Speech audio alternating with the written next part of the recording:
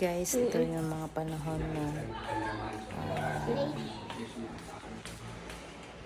isa sa mga pinakamasakit sa parte ng buhay ko. Yung papanaw na yung tatay ko. Pero at least naalagaan ko siya bago siya pumanaw. At para hindi ko dadalhin ang guilty na mararamdaman ko sana sa habang buhay. Pero ganun pa man, kahit papaano, nalagaan ko siya sa kanyang huling sandali.